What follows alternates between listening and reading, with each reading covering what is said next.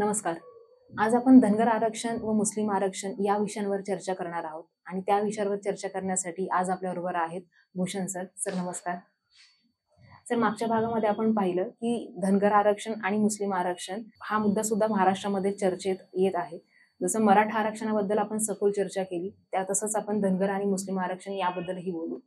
तर महाराष्ट्रामध्ये धनगर समाजाला एसटी मधून आरक्षण हवं आहे. सध्या ते ओबीसी मध्ये आहेत, पण त्यांना अनुसूचित जमातीमधून आरक्षण हवं आहे. तर ते शक्य आहे का? धनगर समाजाला अनुसूचित जमातीमध्ये जर आरक्षण हवं असेल तर त्यांना जमाती म्हणून कुठले निकष लावावे लागतील किंवा कुठल्या निकषांवर ते सिद्ध होईल की धनगर हा समाज अनुसूचित जमातीमध्ये मोडतो? ही थोडी जुनी मागणी आहे की धनगर समाजाचं म्हणणं आहे की भारताच्या इतर भागामध्ये धनगड या नावाने आरक्षण आहे, इथे फक्त तो र असल्यामुळे मग मिळत नाही असं त्यांचं म्हणणं असतं. काही विरोधकांचं म्हणणं आहे की नाही, ते धनगड वेगळा समाज आहे आणि धनगर वेगळा आहे. आता हे जे ट्राईब जे आहे, शेड्यूल ट्राईब, अनुसूचित जमाती, हे कसं बघायचं, याचे काही निकष आहेत. मग अर्थात मग आता जसं राजस्थानमध्ये गुज्जर समाज आहे, त्यालाही ओबीसी आहे, पण त्यांनाही शेड्यूल ट्राईब म्हणून हवं आहे. तसाच हा काहीसा महाराष्ट्रातला प्रश्न आहे धनगर समाजाचा. मग आता हे निकष कुठले असतात? तर आदिवासींचं मुख्य वैशिष्ट्य काय असतं की ते मुख्य समाजापासून वेगळे राहतात. तर स्वतःची एक संस्कृती, कल्पना, अगदी धर्मसुद्धा असतो, देवता असतात आणि त्यांचा एक शायनेस असतो. तर धनगर समाज जरी फिरता असला तरी तो मुख्य समाजाबरोबर आहे असं दिसून आलेलं आहे. आणि त्यामुळे मुळात हे सगळं कोण ठरवणार की एससी कोण, एसटी कोण, ओबीसी कोण, यासाठी आपल्याकडे आयोग आहेत. आणि त्यानुसार मग आपल्याकडे एससी कमिशन आहे, एसटी कमिशन आहे, ओबीसी कमिशन आहे. मग या कमिशननीच काय केलं की त्यांनी टिसकडे हे अहवाल काढण्यासाठी काम दिलं. Tata institute of social sciences त्यांनी अभ्यास केला आणि त्यांचं असं म्हणणं आहे की त्या सगळ्या निकषांवर जर आपण बघितलं तर धनगर समाजाला एसटी लागू होत नाही असं त्यांचं म्हणणं आहे. मग आता त्यांचं तसं म्हणणं असेल तर मग खरं तर समाजाने स्वीकारलं पाहिजे. पण मग राजकीय पॉप्युलिझम मध्ये ऑलरेडी प्रॉमिस केलं असेल की मागे एकदा फडणवीसांनी पहिल्याच कॅबिनेटमध्ये की सांगितलं. देऊन टाकले, आश्वासन दिलं देणार. मग असं देणार तर मग त्याचं म्हणणं आहे की आता आपण शब्द दिला तर दिला. मग ते कसं करा तुम्ही बघा. ते मागे एकदा मेळावा होता धनगर समाजाचा, देवेंद्र फडणवीस तिथे होते. तर मुद्दामून त्यांनी काय केलं की ते भाषण उभे राहिले आणि मोठ्याने गाणं लावलं, क्या हुआ तेरा वादा, वो कसम वो इरादा. मग ते एकदम म्हणजे दिलं प्रॉमिस, तर आता करा तुम्ही. कसं करायचं तुमचा प्रश्न आहे. प्रत्यक्षामध्ये एकदा संविधानिक जर त्याचा हे बसत निकष बसत नसेल तर प्रत्येक समाजाने समजून घेणार काय की मागणी करण्यात काही हरकत नाही, पण मिळणार की नाही हे सगळं संविधानिक निकषांवर असणार आहे. जबरदस्ती करून चालणार नाही. त्याचे उलट परिणाम होऊ शकतो असं म्हणता येईल. तसं पाहायला गेलं तर धनगर समाज हा प्रगत आहे. जिथे आता आहे तो समाज, ज्या प्रवर्गामध्ये तो येतो, तर त्या प्रवर्गामध्ये तो बऱ्यापैकी पुढे आहे. जर आपण इतर समाजाला कम्पेअर केलं आणि जर त्याच समाजाला आपण एसटी किंवा अनुसूचित जमातीमध्ये जर आपण टाकतोय, तर अनुसूचित जमातीमध्ये जे खरंच मागासलेले आहेत, त्यांना सुद्धा पुढे येण्याचा चान्स मिळणार नाही. निश्चित हा खूप गंभीर मुद्दा आहे. असं कोणालाही कुठल्या कॅटेगरीत टाकण्याचा परिणाम काय असतो, हे मैतेईंना शेड्यूल ट्राईब घोषित करण्यावरनं मणिपूरमध्ये काय झालं, गेले वर्षभर मणिपूरमध्ये दंगली चालल्या आहेत, आणीबाणीची स्थिती आहे, अतिशय पूर्ण हे झाले, पूर्ण म्हणजे समाज व्यवस्था पूर्ण विस्कळीत झाली आहे. कॅटेगरीज खूप खूप निगुतीने सांभाळल्या पाहिजेत. कोणालाही कुठल्या कॅटेगरीत टाकणं, तसं आश्वासन देणं हे अत्यंत चुकीचं आहे असं म्हणता येईल. आपला मणिपूर व्हायचा नसेल महाराष्ट्राचा तर आपण खूप काळजीपूर्वक पावलं टाकली पाहिजेत. म्हणजे एकतर असे प्रॉमिसेसच देऊ नका की जे पूर्ण होणं शक्य नाही. आणि काही देणारे आहेत म्हणून घेणारे आहेत, की काही लोक आम्ही देणार, काही पक्षांचं म्हणणं की आम्ही देणार. काँग्रेस विशेषतः की रेवंत रेड्डींचं म्हणणं की आम्ही तेलंगणामध्ये दिलं आहे, महाराष्ट्रातल्या इलेक्शनमध्ये येऊन ते म्हणले की आम्ही जिंकलो तर इकडे पण देऊ. आता मुळात आपण कर्नाटकात पण देण्याचा प्रयत्न केला. आता खरं तर अनेक वेळेला असं दिलं आहे आणि प्रत्येक वेळी कोर्टाने ते शटडाऊन केलेलं आहे की धार्मिक निकषांवर आरक्षण हा प्रकार भारतीय घटनेमध्ये बसत नाही. आणि हे खूप अतार्किक पण आहे की कोणीही अचानक धर्मांतर केलं तर धर्मांतर केलं म्हणून आपण देणार का आरक्षण? असं कसं लागू शकतं? ते एससी एसटी ओबीसी तसं नाहीये. ते जातीनुसार आहे, जाती जन्माने आहेत, ते असं कोणालाही बनता येत नाही. समजा असं उदाहरण घेऊ आपण की एखादी एससी स्त्री आहे आणि तिने एसटी पुरुषाशी विवाह केला, शेड्यूल ट्राईब, तर मग तिला एसटी सर्टिफिकेट मिळणार का? तर नाही मिळत, कारण ती एससीच आहे ना जन्माने, किंवा ती ओपन आहे तर ती एसटीशी विवाह केला, ती एसटी बनणार का? तर ती नाही ना, तिला ओपनच राहणार. तर ते जन्मन आहे ना. इथे काय की हे तर धार्मिक खूप इंटरेस्टिंग आयडिया आहे की धर्मांतर केल्या आरक्षण हा कुठला प्रकार आहे? म्हणजे हे कुठलं, म्हणजे तसं प्रॉमिस करणारे लोक म्हणजे खूप इंटरेस्टिंग आहेत. तसं काँग्रेसने केलं, महाराष्ट्रात पण राष्ट्रवादी काँग्रेसने काय प्रॉमिस केलेलं आहे. तर अशा प्रकारे एखाद्या समाजाला खोटी गाजरं दाखवून किंवा खोटे आश्वासन झुलवणं हे चुकीचं आहे. त्या समाजाचं नुकसान करणारं ठरतंय. किंवा अशा सगळ्या गोष्टींमुळेच मग बहुसंख्य समाज दुखावला जातो. हं. हे पक्ष वारंवार इलेक्शनमध्ये का हारतात? याच्या मागे अशा प्रकारचं खोटी आश्वासनं आणि त्याचं जे आहे राजकारण, ते पण आहे असं मला म्हणता येईल. मग आता महाराष्ट्रातल्या निवडणुकांचा जर आपण परिणाम पाहिले, तर राष्ट्रवादी काँग्रेस किंवा काँग्रेस यांच्या हारण्यामागे सुद्धा हेच कारण आहे असं म्हणता येईल का? निश्चित ही कारणं आहेत, की मुस्लिम याचा अर्थ दुसरा कुणी ओळखला की अच्छा म्हणजे मुस्लिम समाजाला काही द्यायचं नाहीये का? तर मुस्लिम समाजाबद्दल असं म्हणता येईल, की भारतातले सर्वात जास्त निरीक्षर हे मुस्लिम समाजामध्ये आहेत. झोपडपट्टीमध्ये राहणारे सर्वात जास्त लोकं हे मुस्लिम समाजातले आहेत. ते कुठलेही निकष वापरले आपण माता मृत्यूदर, बालमृत्यूदर, स्त्रियांची स्थिती, आर्थिक स्थिती, तर सच्चर कमिटीच्या आयोगाने दाखवून दिलंय, की खूप मागास समाज आहे. पण मग मुस्लिम समाजामध्ये ओबीसी आहेत का? तर आहेत. त्यांना आरक्षण आहे का? तर आहे. अजून कुठली ओबीसी जाती असतील त्यांना मिळवून दिलं पाहिजे. मुस्लिम समाजामध्ये एससी, एसटी आहेत का? तर इंटरेस्टिंगली आहेत. पण दुर्दैवाने आरक्षण मात्र मिळालेलं नाहीये. आणि का मिळालं नाहीये? तर त्या समाजातलेच मुल्ला मौलवी जे आहेत धार्मिक नेते त्यांचं असं म्हणणं असतं, की नाही आमच्या समाजामध्ये असा काही प्रकार प्रत्यक्षात आहे. एसटी आहे, एससी पण आहेत. खरं तर त्यांना मिळवून दिलं पाहिजे. त्या लोकांना असं वाटतं, की इतके वर्ष मुस्लिम समाज जर भारतामध्ये राहतोय आणि भारतीयकरण त्यांचं झालेलंच आहे. करेक्ट. म्हणजे मूळ जर इस्लाम ते खऱ्या अर्थाने भारतीयकरण झालंय. म्हणजे खऱ्या अर्थाने म्हणजे काय? तर ते जे मुस्लिम बनले, तर ते आपापलं जातीवर्ग घेऊनच आले ना. सोडून नाही आले. कारण की इस्लाम धर्मामध्ये किंवा जे वेगळे इस्लाम धर्माचे जे देश आहेत, तर तिथे आपल्याला जात ही संकल्पना दिसत नाही, जी भारतामध्ये मुस्लिम समाजामध्ये सुद्धा दिसते. बरोबर. मग एक प्रकारे धर्मगुरू जे आहेत मुस्लिमचे, तर त्यांनी सुद्धा हे मान्य करायला हवं आणि एससी, एसटी मधून जर आरक्षण मिळत असेल किंवा जर त्यांना ते बसत असतील, तर त्यांनी ते घ्यावं. त्यांना असं वाटतं, की तसं आपण एकदा मान्य केलं, तर मग इस्लामचा जो ब्रदरहूड, बंधुत्वाची भूमिका आहे, त्याला एक प्रकारे श्रद्धेला जसं मान्य केल्यासारखं होईल, की इस्लामला भारतातल्या जाती व्यवस्थेवर मात करता आली नाही आली हेच सत्य आहे. सत्य स्वीकारलं तर उलट फायदा होईल. असे सत्य न करून काय फायदा आहे? हिंदू धर्म असं म्हणत सुरुवातीला, नंतर मान्य केल्यामुळे आज प्रगतीपर आहे. त्याशिवाय सत्य मान्य करणं हे कधीही योग्य ठरेल असं मला तरी वाटतं. आणि त्यामुळे मुस्लिमांना काही द्यायचं नाहीये का? तर दिलंच पाहिजे. उलट मुस्लिम आहे त्या स्थितीतनं बाहेर आले पाहिजेत. पण अशा प्रकारे धार्मिक आरक्षणाचा जे रूप आहे निश्चितच नाहीये. तिथे खोटी दिशा दाखवल्यासारखं आहे असं मला तरी वाटतं. मग काही राजकीय पक्ष असे खोटे गाजरं दाखवतात. पण मग त्यामुळे आज जसं मुस्लिम समाज धर्मावर आरक्षण मागत आहे, तसंच उद्या उठून इतर धर्म जे आहेत, तर त्या समाजातील लोकं सुद्धा आरक्षणाची मागणी करतील. प्रश्न ते कितपत मग झेलता येईल किंवा कायदा सुव्यवस्थेचा नाही, एकाला देता येणार नाही तर बाकीच्यांना कसं देता येणार? नाही, पण जर एखादा माणूस किंवा एखादा राजकीय पक्ष डिमांड जर आहे त्यांची आणि ती मागणी करतोय, तर ती मागणी कधी मान्य होईल? जेव्हा आम्ही सत्तेत येऊ. सत्तेत येण्यासाठी अजून 5 वर्ष आहेत. पण मग त्या 5 वर्षामध्ये जसं मुस्लिम समाज आपण एक्झाम्पल म्हणून पाहिलं तर धर्म म्हणून मुस्लिम समाज जशी मागणी करेल किंवा वाढत जाईल, संघटन त्यांचं होईल, तसंच इतर धर्मांच्या बाबतीत सुद्धा होऊन जाईल.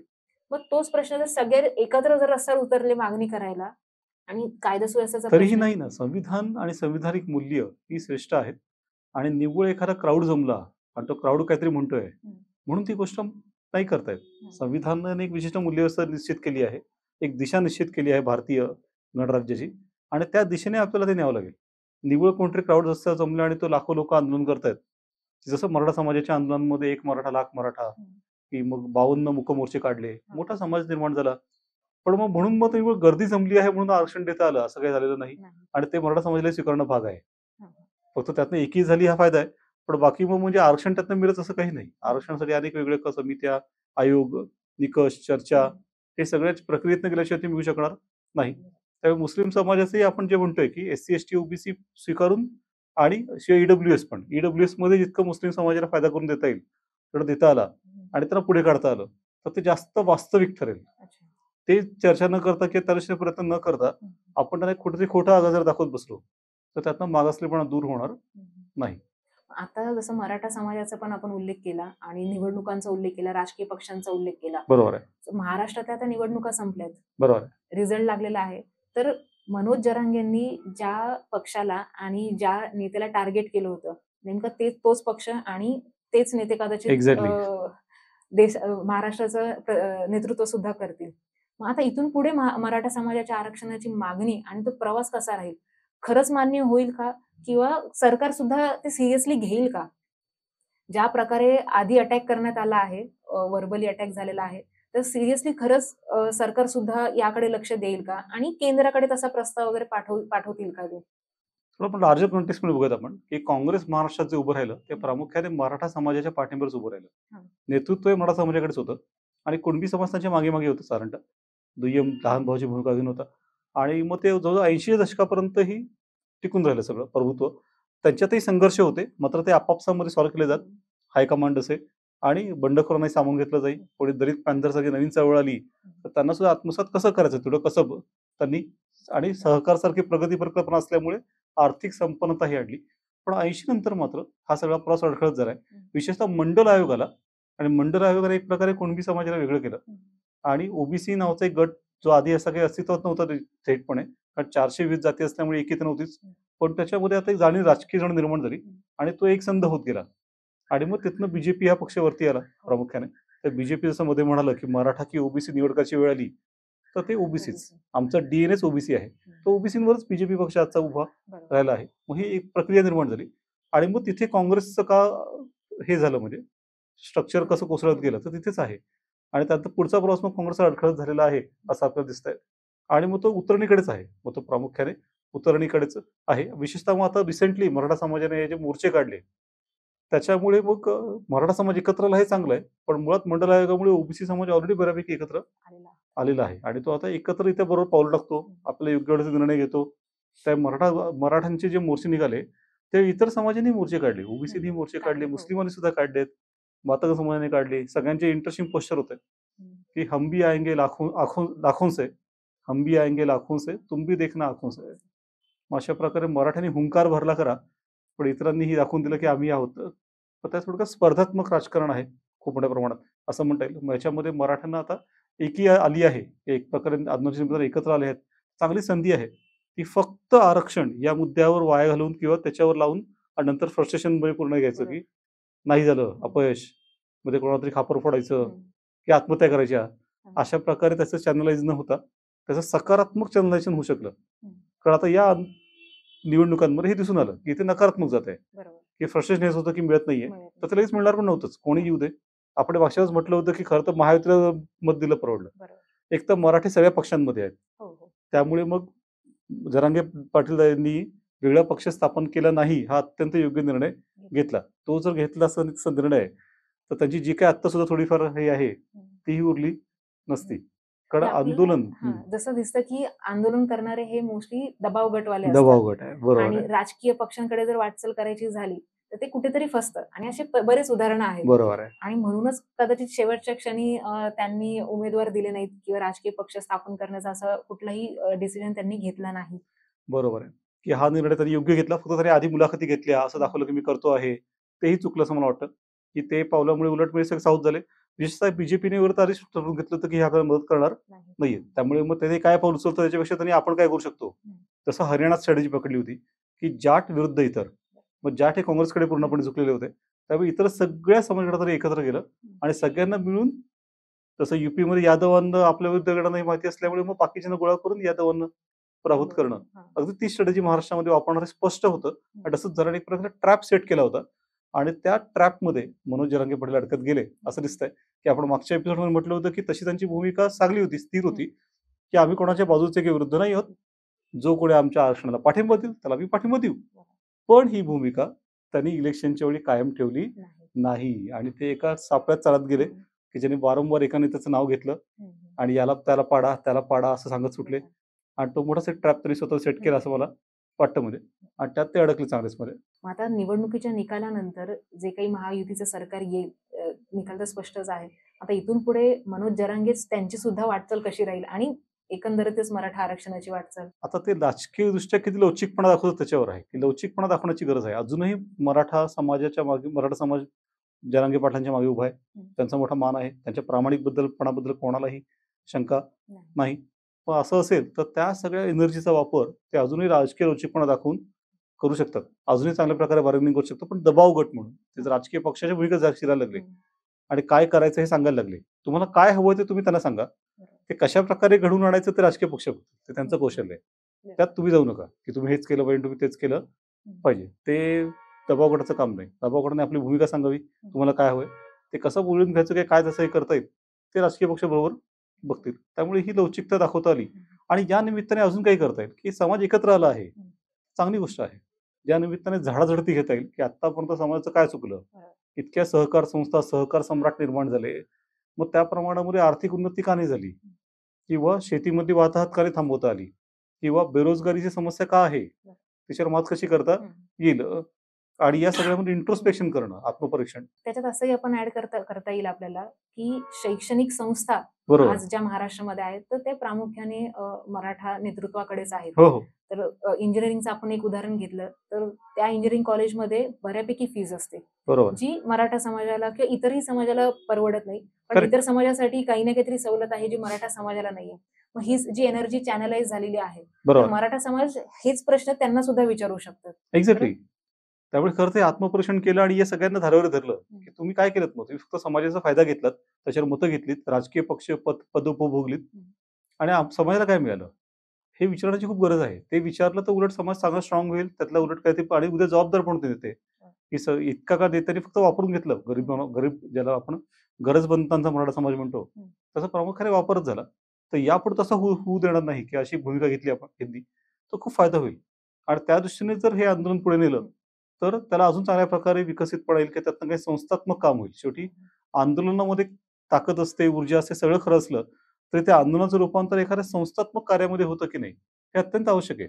तसं जर ते नाही झालं तर ती ऊर्जा शेवटी वायाच गेली असं म्हणावं आणि लागेल. आंदोलन जास्त काळ टिकत सुद्धा नाही. टिकत नाही. जसं ती जी आपण ऊर्जा इतका महात्मा काळ टिकत गांधींची नसते. उदाहरणं घेतली तर त्यांनी सुद्धा आंदोलन जास्त दिवस किंवा जास्त वर्ष चालवलेले नव्हते.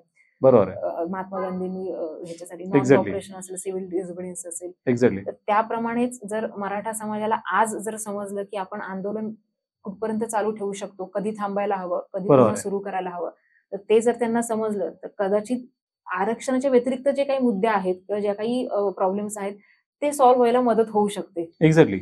आणि हीच स्ट्रॅटेजी किंवा ह्याच गोष्टी इतर समाजाने सुद्धा जर फॉलो केल्या, असं नाही की आंदोलन करायला हवं, पण एकत्र जर आल्यानंतर आपल्याला सत्तेला किंवा जे प्रस्थापित आहेत त्यांना काय प्रश्न विचारता येतील किंवा कुठली उत्तरं त्यांच्याकडनं मिळवता येईल, तर याकडे प्रामुख्याने कदाचित लक्ष द्यायला हवं हो त्यांनी. हो, मग ही संधी अजूनही आहे की सगळे एक जाहीरनामा तयार करायचा मागण्यांचा आणि तो सगळ्या पक्षांपुढे ठेवायचा की बाबा या आमच्या मागण्या आहेत त्या तुम्ही किती द्यायला तयार आहात, त्याच्यावर आम्ही तुमचा कंडिशनल पाठिंबा देतो.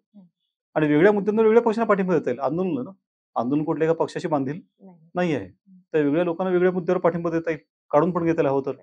पण मुद्द्यांवर पाठिंबा, व्यक्तीला नव्हे, पक्षाला नव्हे, त्या प्रकारे करायला गेलं तर मात्र मग ते म्हणजे आगीशी खेळ आहे असं दिसतंच, ऑलरेडी झालेलं आहे त्याचं. उदाहरण कारण शेवटी मराठा समाज हा खरोखरच म्हणजे एक असा समाज आहे तो सगळ्यांमध्ये आहे आणि त्यामुळे त्याला वेगळ्या पक्षांपासून वेगळं करता येणार नाही.